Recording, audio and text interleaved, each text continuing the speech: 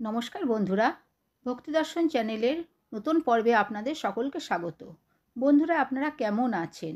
আশা করছি আপনারা সকলে ভালো আছেন, সুস্থ আছেন। এই পর্বের বিষয় হলো 2024 সালের 1431 বঙ্গাব্দের অক্ষয় তৃতীয়ার পূর্ণাঙ্গ সময়সূচি। এই দিন লক্ষ্মী গণেশ পুজো ও হালখাতা পুজোর বিশেষ সময়। এই দিন কি কি করবেন, কি কি করবেন না। অক্ষয় তৃতীয়া তিথিতে সোনা কেনার প্রথা প্রচলিত রয়েছে। মনে করা হয় এই অক্ষয় তৃতীয়া তিথিতে সোনা কিনলে বাড়িতে লক্ষ্মী দেবীর বাস হয়। এই তিথিতে কেনা সোনা অক্ষয় হয়। এই শুভ দিনে যদি আপনি সোনা কিনতে না পারেন তাহলে কিনুন এই ছোট্ট জিনিসটি, আর এতেই আপনার লক্ষ্মী লাভ হবে।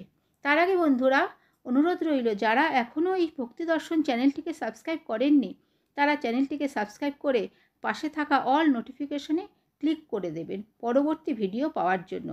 আর এই ভিডিওটি আপনার বন্ধু বান্ধব আত্মীয় পরিজনদের মধ্যে শেয়ার করে দেবেন যাতে তারা এই ভিডিওটি থেকে একটু হলেও উপকৃত হন।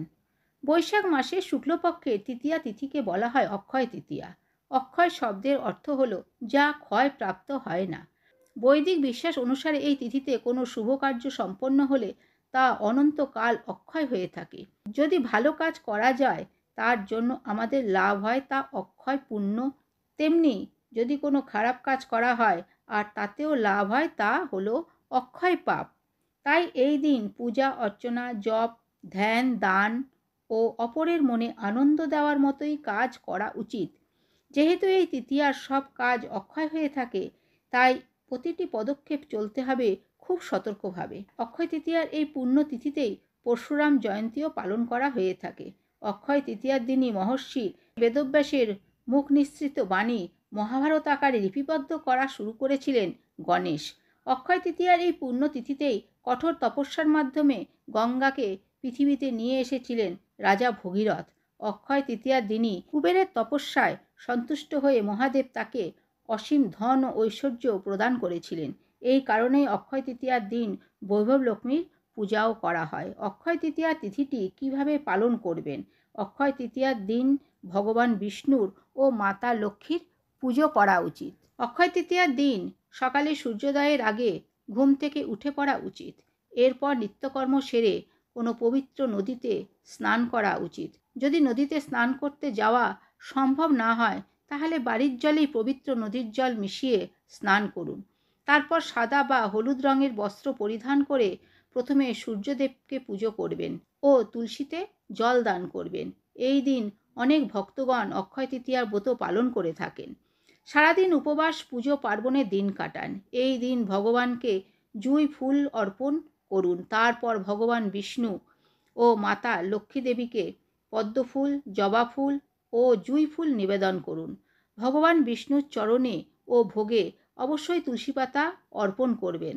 হলুদ ফল, মিষ্টি এবং ক্ষীরের ভোগ অর্পণ করবেন।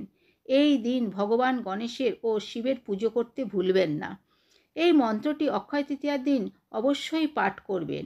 মন্ত্রটি হল ওম হ্রিং শ্রীং লক্ষ্মী বাসুদেবায় নমঃ। এই মন্ত্রটি 108 বার জপ করুন। পুজো শেষে ভগবানকে বিধিমত আরতি করবেন। পুজো শেষে সকলের মধ্যে প্রসাদ বিতরণ করে তবেই আপনি প্রসাদ গ্রহণ করবেন। এই অক্ষয় তৃতীয়ার দিন দান করার বিশেষ মহিমা রয়েছে। এই দিন অন্ন, বস্ত্র বা জলপূর্ণ পাত্র দান করার চেষ্টা করবেন। অক্ষয় তৃতীয়ার পূর্ণাঙ্গ সময়সূচি। 2024 সালে 1431 বঙ্গাব্দের অক্ষয় তৃতীয়া 10ই মে 2024, বাংলার 27শে বৈশাখ 1431 শুক্রবার। অক্ষয় তৃতীয়া তিথি শুরু হবে 10ই মে 2024, বাংলার 27শে বৈশাখ 1431 শুক্রবার সকাল 5:45 পর থেকে এবং তিথি সমাপ্ত হবে 10ই মে 2024, 27শে বৈশাখ 1431 শুক্রবার শেষ রাত্রি 4:51। শ্রীকৃষ্ণের চন্দন যাত্রা। পুরীধামে এই দিন থেকে 21 দিন ব্যাপী চন্দন যাত্রা উৎসব পালিত হয়ে থাকে। 2024 সালের অক্ষয় তৃতীয়ার দিন লক্ষ্মী গণেশ পুজো ও হালখাতা পুজোর বিশেষ সময় হল 10ই মে 2024 সকাল 7:35 পর থেকে সকাল 10:12 মধ্যে, আবার দুপুর 12:48 পর থেকে দুপুর 2:32 মধ্যে। অক্ষয় তৃতীয়ার দিন গঙ্গা স্নানের বিশেষ সময় হল 10 মে 2024 বাংলার 27 বৈশাখ 1431 শুক্রবার সকাল 5:45 পর থেকে দুপুর 12:34 মধ্যে। রোহিণী নক্ষত্রযুক্ত বৈশাখ মাসে শুক্লা তৃতীয়ায় গঙ্গা স্নান এবং দানে অক্ষয় ও অনন্ত পুণ্য ফল লাভ হয়ে থাকে। অক্ষয় তৃতীয়ার দিনটি হল অত্যন্ত পবিত্র একটি দিন। এই দিনে করা সর্বপ্রকার কাজ শুভ বলে মনে করা হয়। এই দিন কোনো কাজ শুরু করার জন্য কোনো শুভ মুহূর্তের দরকার হয় না। এই দিন গৃহপ্রবেশ, নতুন ব্যবসা আরম্ভ করা, নতুন বাড়ি জমি কেনা, বাড়ি কেনা, গাড়ি কেনা সব কিছু শুভ বলে মনে করা হয় এবং এর ফল অক্ষয় হয়ে থাকে। এই অক্ষয় তৃতীয়ার দিন সোনা কেনার চল প্রচলিত রয়েছে। মনে করা হয় এই দিনে বাড়িতে সোনা কিনে আনলে বাড়িতে লক্ষ্মী দেবীর বাস হয়। এই তিথিতে কিনে থাকা সোনা অক্ষয় হয়ে থাকে এবং সেই পরিবারে সবসময় লক্ষ্মীদেবী বাস করে থাকেন। সেই কারণেই অনেকেই এই দিন গৃহে সোনা কিনে আনেন। এই দিন কি কি কিনবেন আর কি কি কিনবেন না।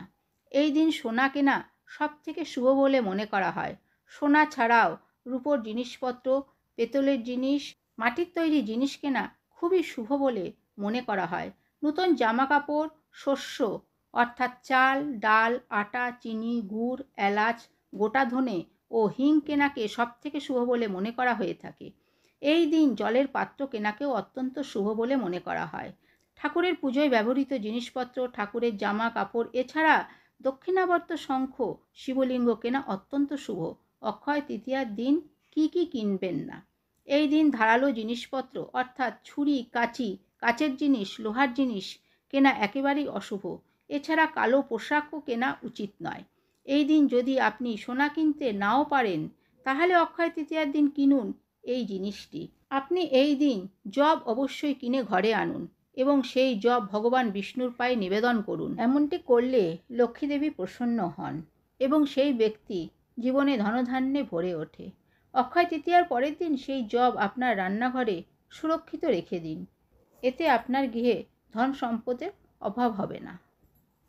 তো বন্ধুরা, আজকের ভিডিওটি এই পর্যন্তই। আশা করছি ভিডিওটি আপনাদের ভালো লেগে থাকবে। যদি ভিডিওটি ভালো লাগে তাহলে এই ভক্তি দর্শন চ্যানেলটিকে সাবস্ক্রাইব করে সঙ্গে থাকুন। ভালো থাকবেন, সুস্থ থাকবেন। ধন্যবাদ।